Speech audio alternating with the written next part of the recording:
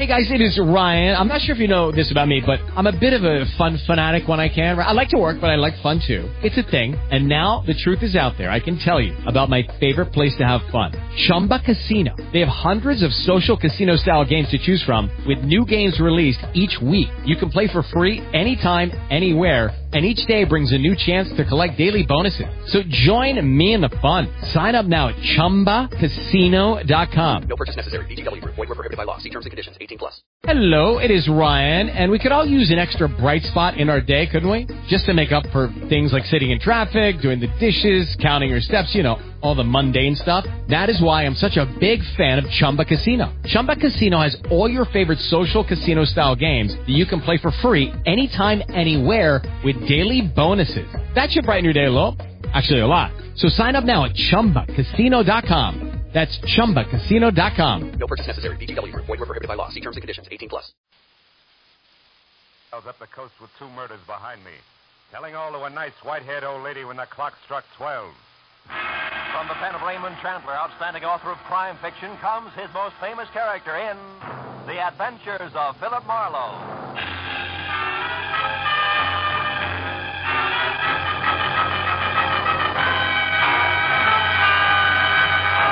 Now, with Gerald Moore, starred as Philip Marlowe, we bring you tonight's exciting story, The House That Jacqueline Built.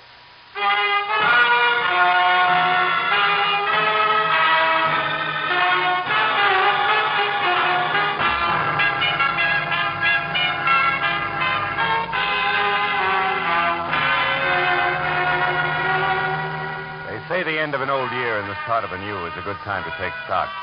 To stand back and give yourself the once-over. Do a reissue on that tired list of resolutions. But for a private detective, that routine only means tallying up the times you've dirtied your hands on someone else's murder or dirtied your brain with their schemes. So you let the hide on your heart grow a little thicker, pull the part of your mind that feels things a little farther back into its shell, and maybe plan on later hunting up a cup of kindness or two someplace. But even that has a price tag on it these days. So there was work to do and a fee to collect before I could pick up the tab on an evening's fun. Hey, you're a detective? That's not a fair question. Won't you sit down? It's fantastic. I tell you, I'm going crazy with this horrible trick of fate. What's the matter? What's going on? The house, it's gone. It's vanished. What And house? all the papers with it, years of research, months of grueling work in the jungles, volumes of preciousness, all gone. Whisked away from the very heart of a teeming city, an entire house. Now, look, if you just sit down and tell me who you Life are, is no object. I must have action. I must locate. Who are you? Professor Felix Piper. What's all this talk about jungles and research? Botanical research, tropical herbs in South America, years of it all for nothing now because the house has disappeared. Look, you said that several times. Now, look, You investigate things. You've had experience. I want to hire you now. I go to where a house should be, a house in which I myself have stood. And what do I find? A vacant lot, a hole in the ground. And all I... my Professor, heart. take it easy. My heart. Here, come on over to the couch and lie down. Take it easy, will you? I will. Thank you. Oh, I'll be all right. It's all been such a shock. Oh, Stuyvesant's sudden death. The long trip to get our papers and then to find the house gone. Yeah, I know. Now, look, if you just lie there a few minutes until you feel better, we'll start over. A little closer to the beginning. That's all right. Oh, Professor, what's the matter? What's happened here? Well, to date, our house has disappeared, and the professor's collapsed trying to tell me about it, and Oh. Who are you? I'm Professor Piper's assistant. What do you assist him with? Stephanie, I'm glad you got here. Yes, don't worry. It's nothing. I'll be all right. But let's not waste any more time. You've got to find out what happened to that house. Please, Professor Piper, don't excite yourself. Let me explain to the detective. Marlowe, Philip Marlowe. I'm Stephanie Fraser. Hello. Please, the house, Stuyvesant, the papers. All right, Professor, all right. Yes, all right. Mr. Marlowe, I presume he got as far as telling you that for over a year we've been in South America, in the interior of Brazil, studying tropical herbs. Yeah, part of that got in there somewhere, I think. Yeah, but of course it did. Tell him about the house, Stephanie. One step at a time, Felix. Now, look, Professor, I've got something here that'll do you the world of good. Me, too, I think. Now, try this. Take your time about it. Yes, I will. Mr. Marlowe, could I speak to you in the other room for a moment? Of course. I'll be right back, Mr. Piper. Yes, but hurry. Volatile, isn't he? Yes, but a brilliant partner. As I was saying, Mr. Marlowe, we've been almost completely out of touch with civilization for over a year. Really? You'd never know it. Beauty parlors before miracles. Mm. Please, Mr. Marlowe, let me tell you what happened. Okay. Professor Piper's collaborator and partner, Maxwell Stuyvesant, caught fever and died 3 weeks ago. Where was this? Brazil. Where the nuts come from? Nothing, huh? Look, Mr. Marlowe, they had worked together for years, and all their notes and papers were kept stored at Stuyvesant's place here at Los Angeles. We came here to get that material. And the house was gone. Fantastic, isn't it? Certainly is. We all thought Maxwell Stuyvesant's wife, Catherine, was living in it. She owned it. In her name? Yes. Oh. Maxwell actually owned nothing. He didn't want to. He was gone all the time. That didn't sit too well with Catherine, huh? Right. She wanted Stuyvesant to stay home, and he always promised her that someday he would, and they'd live a happy life together. But, well, she was a young woman. Impatient, I guess. Yeah. Where's she now? Well, one of the neighbors, an old woman, said she thought she remembered hearing that Catherine went to Nebraska. Nebraska? And that's all we know. Professor Piper and I are stumped. We came to you because we want action and want it fast. Will you help us? Well, the whole year's been screwy. There's no reason why this should bother me.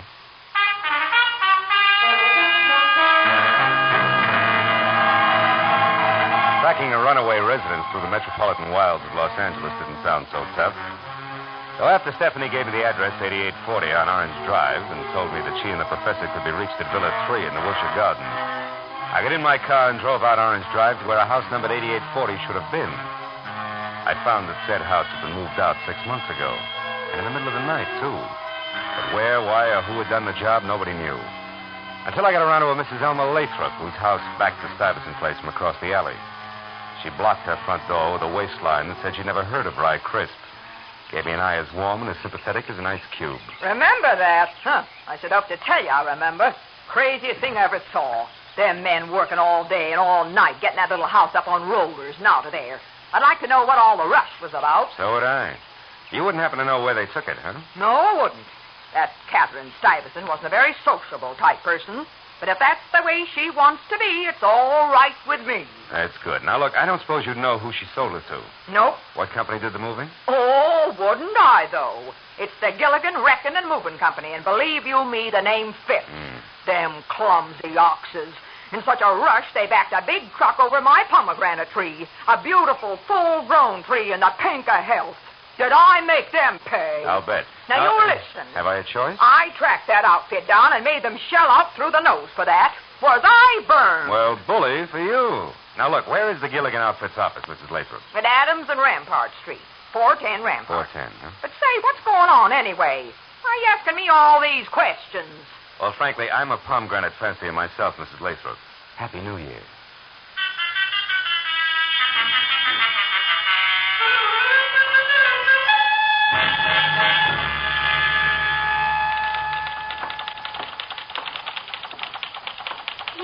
You want something? Yeah, this is 410 Rampart, isn't it? That's correct. Well, your sign outside says Bloopman's Novelties. Are you one of them? Ashtrays, paperweights, Okay. bonds, silver baby Okay, shoes. honey, okay.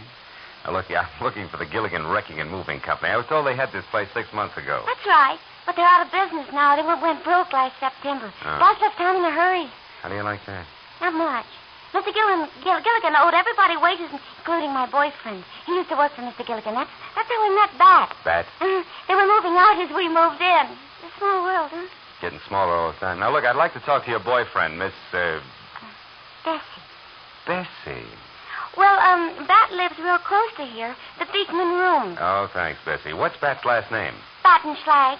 Who? Battenschlag. Yeah, anybody'd know that. Well, you better just call him Bat. All right. And, tell him to drop around, will you?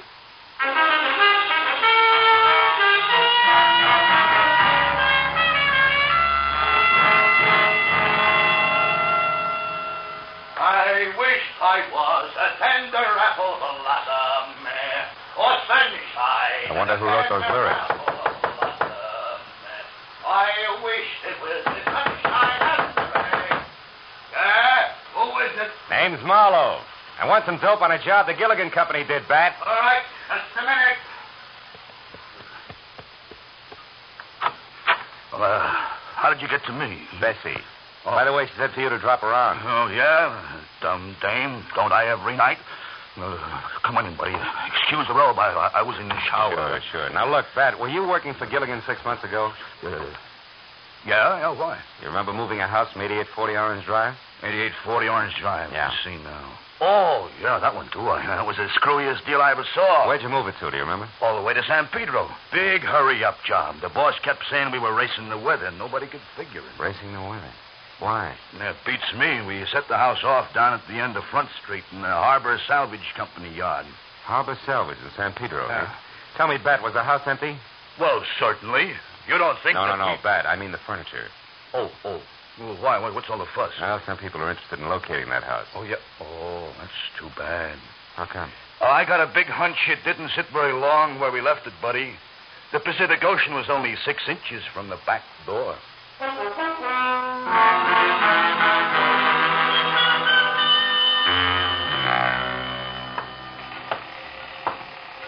I'm Pete Nyas, mate. What's on your mind? Well, if you're the head man of Harbor Salvage Company, a house is on my mind. That's me. But I don't want any more house jobs. I did one this year, and that's plenty. 6 months ago, house delivered by Gilligan? That's it, mate. And I did a masterpiece, if I do say so myself.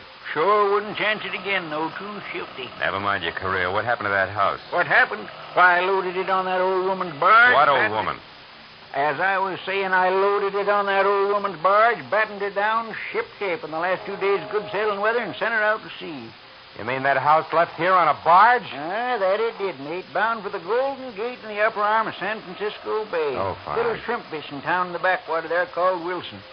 If I remember right, it's on San Pablo Bay, about 15 miles north of Berkeley. Oh, now do you mind telling me who the old woman was who owned that barge, Nias? Not a bit.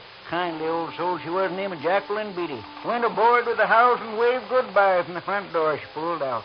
All smiles, too. What's the matter, son? You look like a deckhand who's lost his sea legs.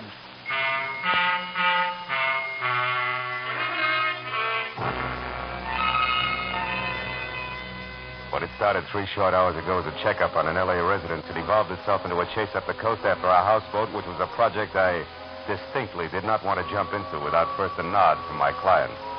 In fact, I was ready to scuttle the whole business. So I found the phone and called Villa 3 at the Wilshire Gardens. Yeah, hello. Hello? Is that you, Matthews? Yeah. This is Marlowe. Oh, hiya, Phil. What can I do for you? But make it snappy, will you? I'm up to my ears. Hey, wait a minute. Phil, look, you called up here expecting someone else to answer, didn't you? Who? A guy named Felix Piper, maybe. Nice fit. What's the connection? Client, what fit? Ex-client, Marlowe. He's it. Somebody Huh? tagged him. Yeah, with a knife. A very fancy knife, like some Indians in Brazil use, the boys tell me. Oh. You better drop in here. Where are you now? San Pedro. What are you doing down there? Yeah, well, you wouldn't believe it, Matthews. Really, you wouldn't.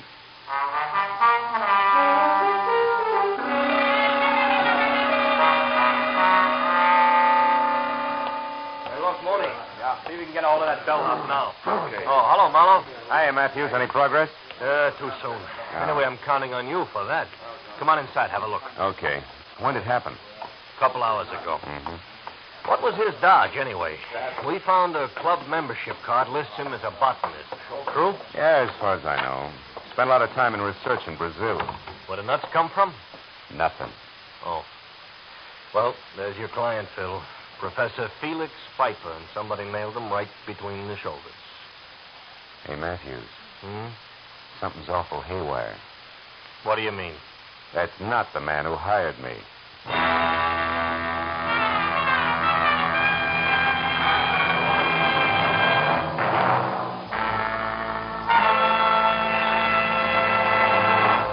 In just a moment, the second act of Philip Marlowe. But first, one fellow who made a New Year's resolution years ago not to get married certainly saw it blow up with a bang a couple of weeks ago. A fellow by the name of Andy of Amos and Andy opened his mouth at the wrong moment, and there he was, married to the wrong woman. Listen for Amos and Andy's Bride on most of these same CBS stations tomorrow night. Now, with our star, Gerald Moore, we return to the second act of Philip Marlowe and tonight's story, The House That Jacqueline Built.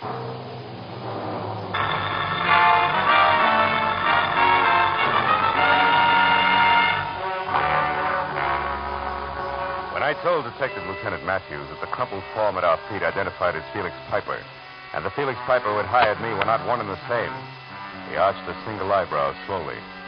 When I told him the rest of the story, both eyebrows practically leaped from his forehead.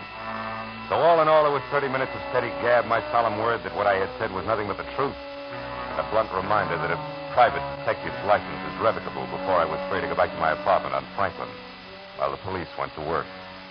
That made it exactly 4 p.m. when, key in hand, I reached my front door lock just as it swung in and away from me. Come in, Mr. Marlowe.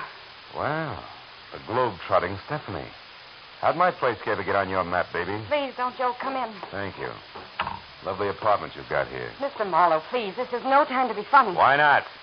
Everything else plays funny. Your lost L.A. house turns up floating on the outskirts of San Francisco. What? A screwball botanist from South America who's maybe also a killer wants a bunch of hocus-pocus Also a papers. killer. Well, what do you mean, Mr. Marlowe?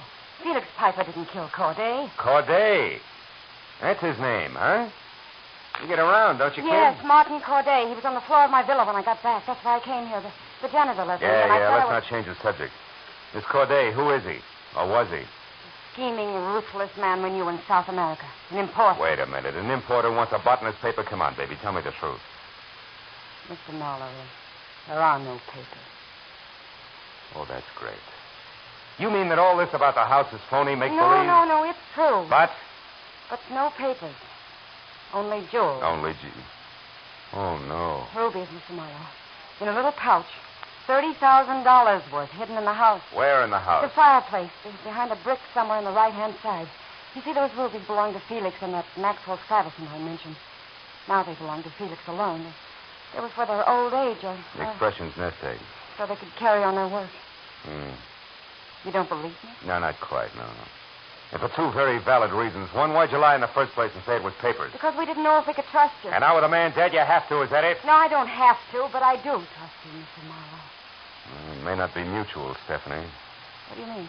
Well, if I buy all this, the jewels, Piper and Stuyvesant's unique retirement plan, Corday posing as Piper to some way cut in as a new hooker. Which is what? Corday's murderer. It should now be you or Felix Piper. No. Then who? Corday's partner.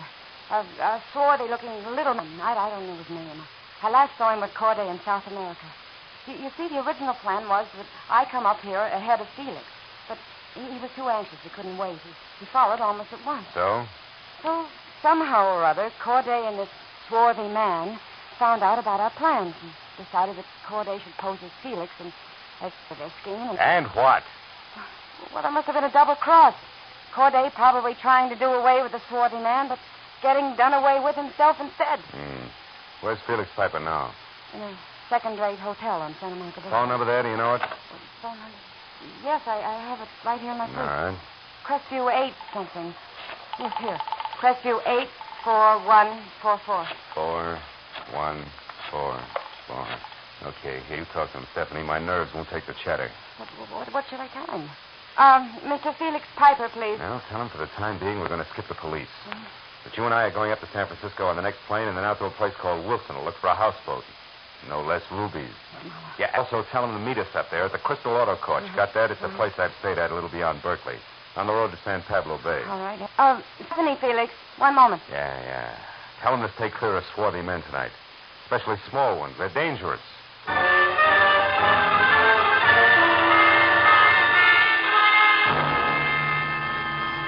It was 2 hours and 30 minutes later when Stephanie and I drove into the quiet fishing village of Wilson on San Pablo Bay that hugged the bend of the sloping shoreline like it was afraid of falling in. Our best bet for information would be the local gas emporium.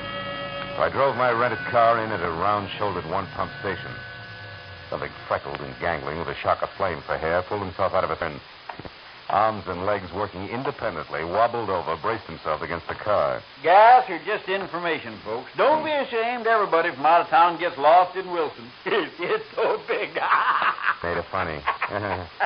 Look, if that's the case, we'll own up right away, Red. We're looking for a houseboat. Yes. Well, then you better try the water.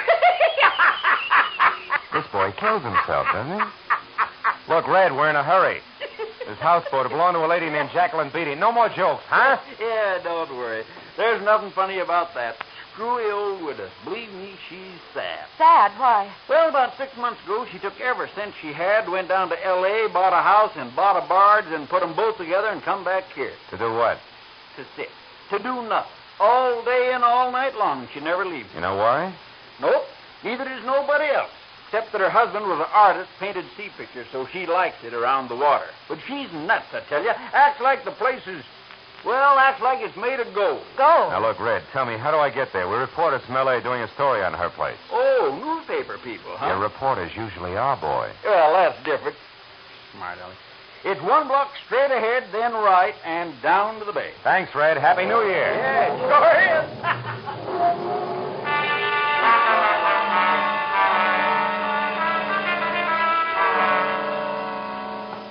bygone 1 ahead and 3 right, and we're down to where the town and the bay trickled up to meet one another. We saw it. A white 3-room cottage afloat surrounded by fishing boats and assorted barges. The front door opened at our knock. Not Tugboat Annie, nor the scraggly pioneer woman, rifle-cradled in bony arms. Just anybody's grandmother, and under a white lace shawl at that. Yes, sir. Can I help you? Well, yeah, I believe so. You're Mrs. Beatty, huh? That's right. Mrs. Jacqueline Beatty. Oh, well, I'm Philip Marlowe, Mrs. Beatty. This is Miss Stephanie Fraser. How do you do? We're reporters from L.A. Reporters? We were going through Wilson here when we heard about your houseboat and how you brought it all the way up from Los Angeles. You had a particular reason for wanting this house, Mrs. Beatty? Oh, my, yes. What was that? Well, that's a long, long story, my boy. I see. Well, tell me, Mrs. Beatty, the house is exactly as it was in Los Angeles, huh? Oh, to a T, Mr. Marlowe.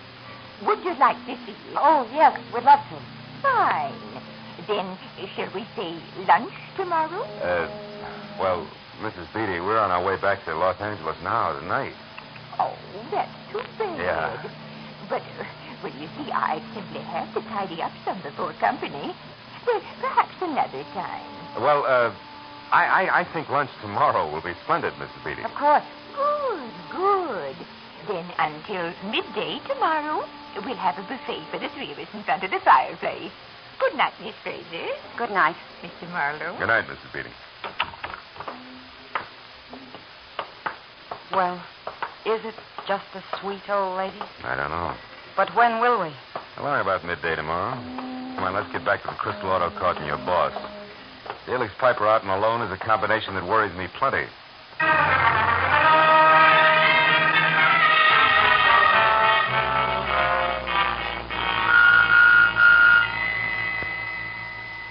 No, Mr. Marlowe. Mr. Piper hasn't shown yet, but he should any minute now. He called a half hour ago from someplace in Berkeley and said he was coming out here in a taxi. Well, now, let's see. A single cabin for Miss Fraser here, number 6. And a double, number 11, for you and Mr. Piper. Right, Mr. Marlowe? Yes, that's right, Mrs. Crystal. Okay. Now, Miss Fraser, if you'll come along with me, I'll show you the way. Be back in a minute, Mr. Marlowe. I'll just tidy up Phil, then I'll come back here and wait with you for Felix. I'm so worried. Yeah, I know. Well, he'll be all right once he's with us. I hope so, Phil. Oh, Mr. Crystal, can I call L.A. on this phone here? Oh, sure, Mr. Marlowe. Long distance is 110.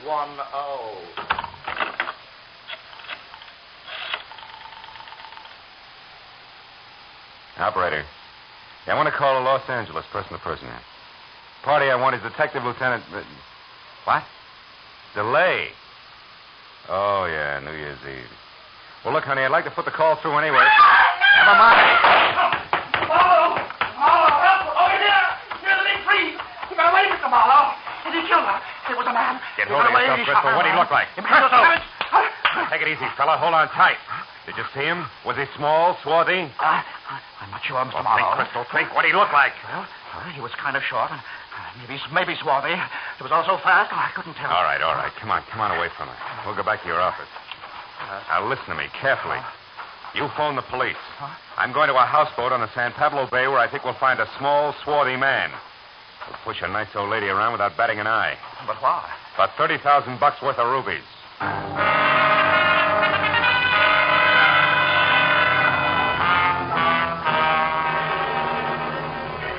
After I'd met Felix Piper and told him what had happened to Stephanie and brought him up to date on everything else, I slammed my right foot down hard on the accelerator and kept it that way until we were back at San Pablo Bay out of the car and running toward Jacqueline Beatty's houseboat, where I figured the swarthy man who seemed to know every move might show. But there I was wrong, because Jacqueline was all alone, safe and sound and surprised. Why, Mr. Marlowe, you weren't expected till midday tomorrow.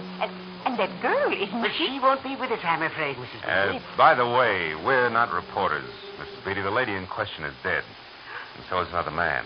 Oh. And all because of $30,000 worth of rubies in a pouch that's behind one of the bricks in that fireplace. Yes, and I'm going to find them right away. They've got to be here. This poker should sound them out in a hurry, yes. What's that, you? Mrs. Beatty. We've been too long. The news of these rubies doesn't seem to surprise you. Hey. What is it, Mr. Marlowe? A hunch, Mrs. Beatty. Get out of the way. A gun. Yeah. For a man named Corday. What is it, Marlowe? What did you say? Corday. As in Martin Corday, and it looks like I was right. Yes. It may not do you any good. My shoulder. Oh, Mr. Marlowe. Mr. Marlowe, is he going to die? Not until the state gets its hands on him. You see, Mrs. Beatty, he's killed twice tonight, right, Corday? Come on, if you want an ambulance, talk. Yeah, they had it coming, all of them. Stuyvesant was double-crossed by Piper on his deathbed. Stuyvesant wanted the rubies to go to his wife, Catherine. What? Hold it, Mrs. Beatty. Go on, Corday. The real Piper was a crook, huh? Decided to get the jewels himself. Is that it? Yes, but he was also dumb. No. Stephanie, the secretary, crossed him for a pretty deal with me. It was all her idea. Going to you for help with me posing as Piper. Oh. Go on. Oh, Mr. Marlowe. Go on, Corday. Yes, and Stephanie decided to double-cross me. After you stabbed the real Piper because he got up to L.A. in your villa sooner than expected, huh? Yes, but she couldn't cross me. I was following her all the time. She didn't phone you from my place? No. I was outside your door then, and she was talking to a number she made up. You're lucky you handed her the phone when you did. If you hadn't, she would have shot you. It was all lies. It was lies. The swarthy man included. There isn't one. Mr. Marlowe, he's... Just unconscious, Mrs. Beatty. I'll get an ambulance. Yes, hurry. I'll show you where the phone is. Yeah, after you tell me about the jewels, huh? The rubies, Mrs. Beatty. Your lack of surprise about them being hid in the fireplace, I mean. How come? Well, I found those 6 months ago when I bought this house from Catherine Stuyvesant in Los Angeles. By the way, Mr. Marlowe, how did you know that man was Corday? Fireplace, honey. He went to the wrong side. It was worth a shot in the dark. Well, the phone's over there. You know, I noticed the loose brick on the right-hand side of the fireplace the moment I walked in. You see, I built this house with my own hands. Really? Why'd you move it up here, honey? Because my husband and I spent our honeymoon in this house. And we found our happiness here at San Pablo. Oh. You also found the rubies and sent them back to Catherine Stuyvesant? Yes, Mr. Marlowe. Well, Happy New Year, Mr. Marlowe. Happy New Year, Jacqueline.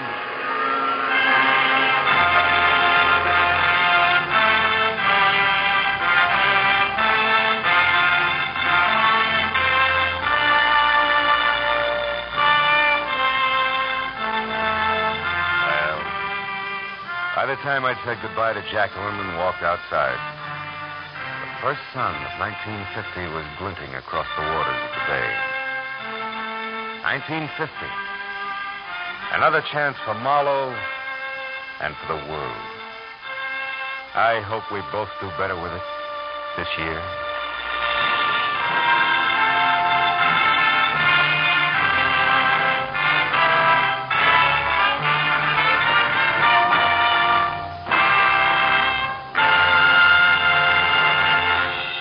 The Adventures of Philip Marlowe, bringing you Raymond Chandler's most famous character, star Gerald Moore, are produced and directed by Norman MacDonald and are written for radio by Robert Mitchell and Gene Levitt.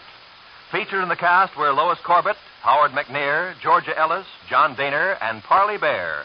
Detective Lieutenant Matthews is played by Larry Dobkin. The special music is composed and conducted by Richard Orant. Be sure and be with us again next week when Philip Marlowe says... This time each carried a torch, and each was burned by it. The heel, the hero worshiper, and the hard-bitten blonde. And all because of a woman already 2 days dead.